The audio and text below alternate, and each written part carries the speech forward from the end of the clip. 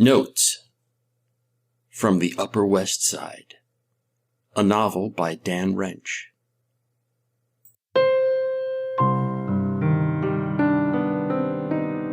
Chapter 62, Moose and Squirrel.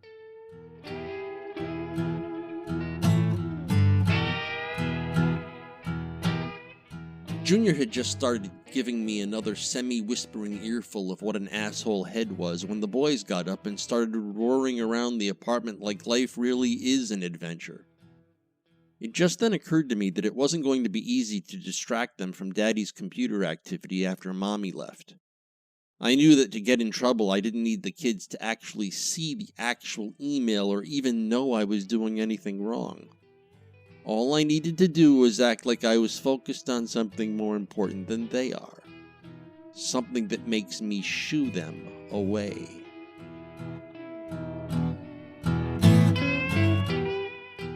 If I did that and the wife heard about it, she was going to wonder what I was up to. And if Junior wondered what I was up to, she was going to rummage. And I didn't want Junior rummaging. Rummaging Junior ultimately leads to sobbing Junior, who looks up at me one day when I walk in the door. You know the scene. I described it already. "You asshole!" she screams. Then the lawyer and the daddy-free beach house. So Junior finally split for her job managing the waitstaff at Mohume, leaving the boys in a sort of jet-fueled, energy-plastered vibration.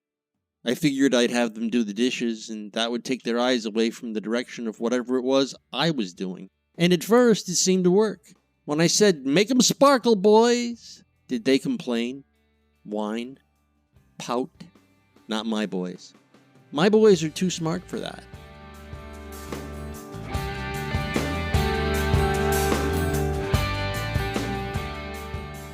They stopped flinging whatever it was they were flinging and went right over to the sink like they'd just read the section of the dishwashing manual that describes how two young boys should split up the work. I rose from the table and went over to the desk with a computer on it. But just as I was easing into the chair behind the desk, Sammy ran over to me and said, "Daddy, can I watch Rocky and Bullwinkle?"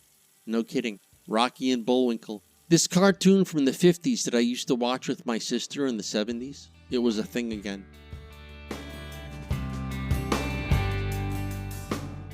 Complete with Boris, Natasha, and fearless leader, Sammy.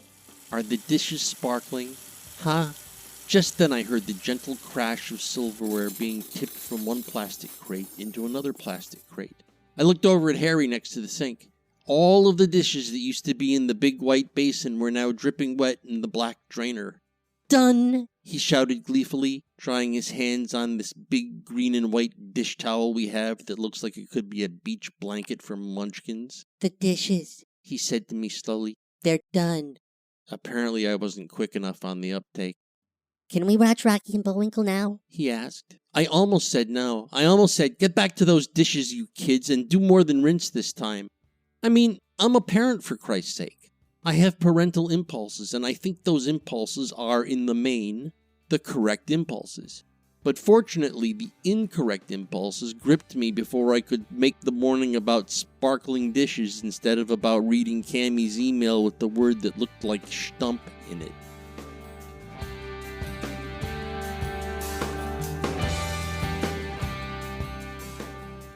The boys were offering to go off and mind their own business, and I almost said no.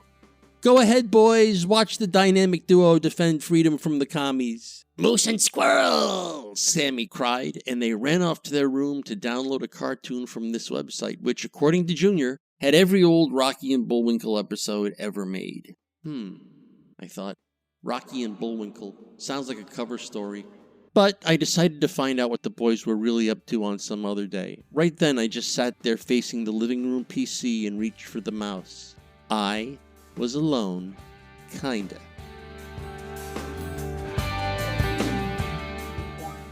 I clicked on the Cammy email, and this is what I saw.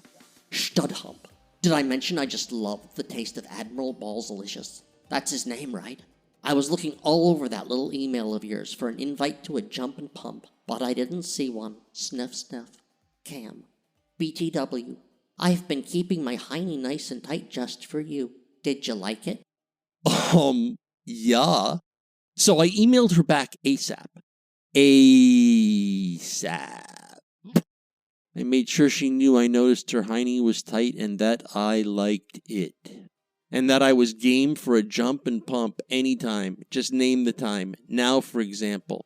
The kids can even watch and Junior can come home and sob while I ball you.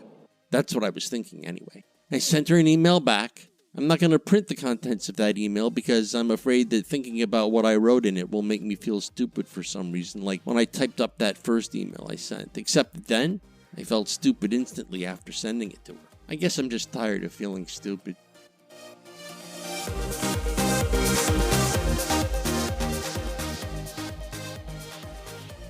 I got an email back from her maybe 5 minutes later while I was browsing my Twitter feed. Fuck date number 2 was on. And even better, it was for 3 weeks from now. She was all, Sorry, but I'm going out of town with the BF to his family reunion, but when I get home, I swallow Admiral Ballsitude. no prob, I thought. I'll use the time to get the Admiral in shape. Why are you so happy, Daddy? Harry asked. I looked up. He giggled. He was out of his room, and so was Sammy. They'd crept out like good little evil spies without making a sound. Daddy's happy, said Sam. No, I'm not, I said. I looked grim.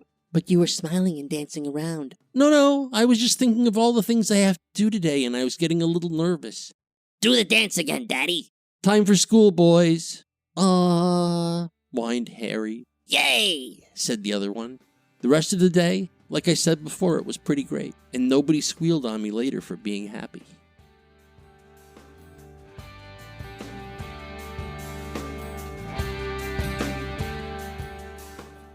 Notes from the Upper West Side is a work of fiction. The people depicted in this work do not exist. Notes from the Upper West Side, copyright 2013 to 2018, by Dan Wrench.